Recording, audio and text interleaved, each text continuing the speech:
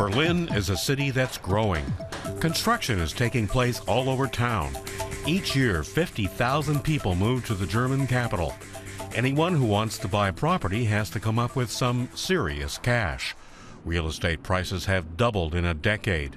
The increasing number of luxury apartments in the city center is one thing driving up prices. This terrace is part of a 90-square-meter apartment that was sold for 700,000 euros. The new owner is pleased about his purchase, but a bit worried too. I have some misgivings. I'm worried that the city will get less interesting, that the arts and creative scene will be forced out by rising rental prices. That means low-income people won't be able to pay anymore. I'm a bit worried that Berlin is developing into an expensive city that won't be so interesting anymore. Older buildings undergoing gentrification are at the center of the conflict.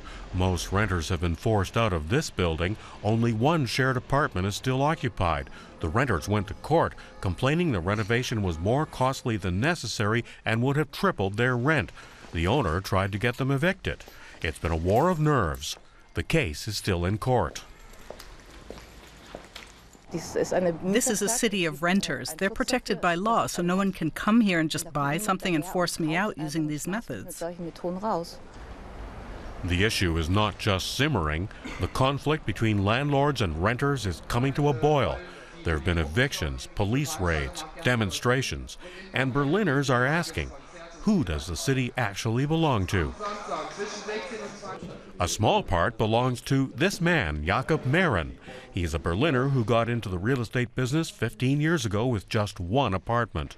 Now he owns 2,000 units, which are steadily increasing in value. He explains that for him, renters are not his opponents, but his partners. Our business model is not based on tossing out the renters and then selling the apartment. It's just the opposite. Without the renters, we wouldn't have a business to operate. In general, we do something for the renters. We try to make the entire property more livable. And when a place is empty because people cancel their leases and move out, then we usually renovate and rent it out again. So it'll be more expensive? Usually, if we invest money, it gets more expensive, yes. Rental prices in Berlin have soared over 50% in the last 5 years. Can this continue? Renters are frightened that things will continue to develop the way they have in recent years. I think I can reassure them. It's my personal assumption that Berlin real estate prices will continue to increase, sale prices as well as rents, but just not as quickly as they have in recent years. Even so, Berlin renters mistrust landlords. This building was due to be sold. No one was telling the renters who the buyer might be. They were afraid they'd lose their homes, so they came up with an unconventional solution: buy it themselves. The idea is that this building belongs to us as a collective, but we'll continue to pay rent. But the rent will be a guaranteed low amount. Our goal is to be able to stay. The idea came from a self-help group called Mietshäuser Syndikat. It also helped them raise more than 2 million euros. We have good contacts to banks and foundations that can provide financing. A building needs up to 80% outside capital. Most of that comes from banks. Even so, in a real estate deal, the buyer still has to put up some capital. The renters have to come up with substantial funding in order to become owners. They had to put up a deposit of about 400,000 euros, and that 400,000 euros came from many small loans. It's the sum total of loans of 1,000 to 5,000 euros made by the people themselves and their friends.